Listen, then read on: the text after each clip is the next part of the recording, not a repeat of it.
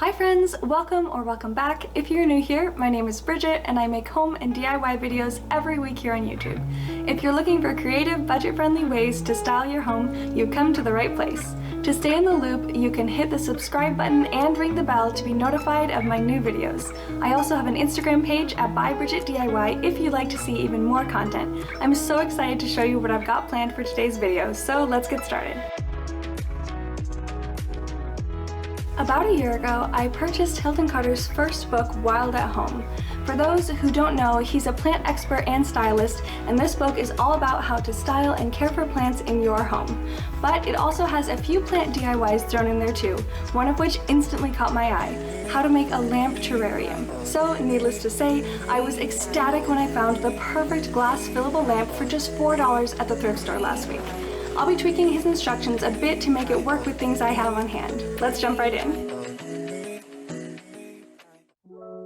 So here's the lamp I found at the thrift store. As you can see, it's pretty dirty and currently full of sand and seashells, but it has the most important feature I needed: a fillable glass base and a lid that houses all the electrical elements. It's very important that these aren't exposed to the inside of the glass for obvious safety reasons. One of my favorite hacks for removing labels from containers is to first heat them up using either a heat gun, as seen here, or a hairdryer. This makes them so much easier to cleanly pull off.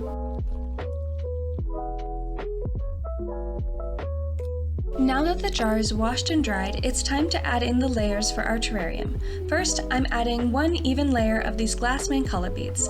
If you have some smaller rocks, that would be even better, but this is what I had on hand.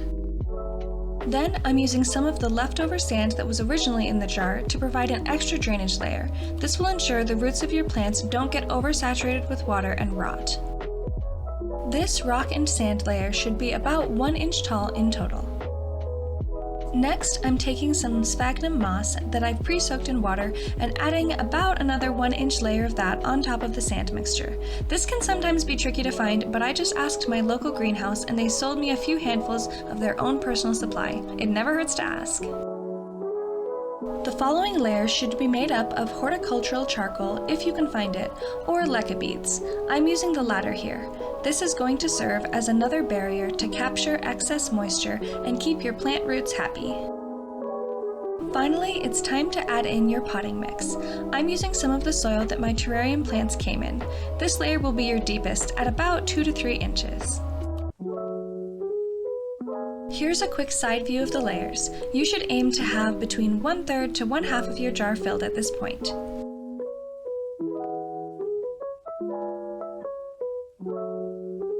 Now I'm clearing out small holes in the soil and placing in my plants.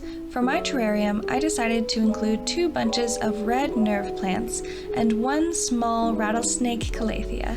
These are both plants that thrive with a lot of humidity, so they're the perfect fit for an enclosed terrarium.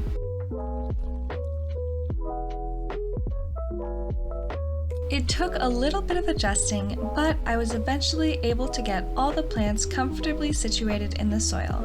Then I'm adding in a bit more soil to cover the tops of the roots.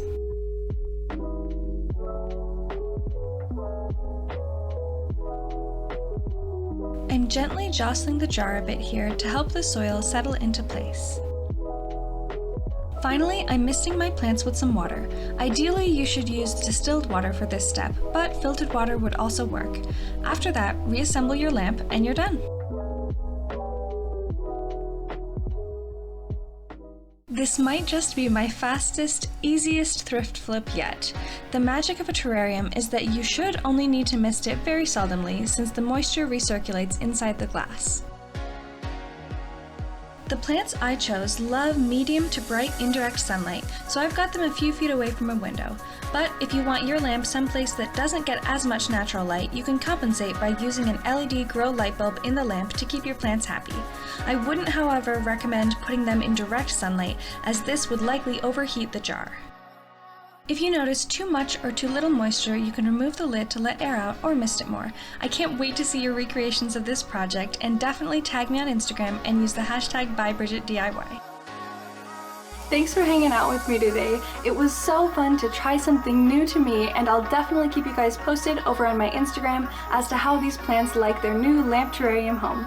I'll also link a similar lamp to the one I used down below for anyone looking to give this a try themselves. Don't forget to like and subscribe if you enjoyed the video, and I'll see you next time.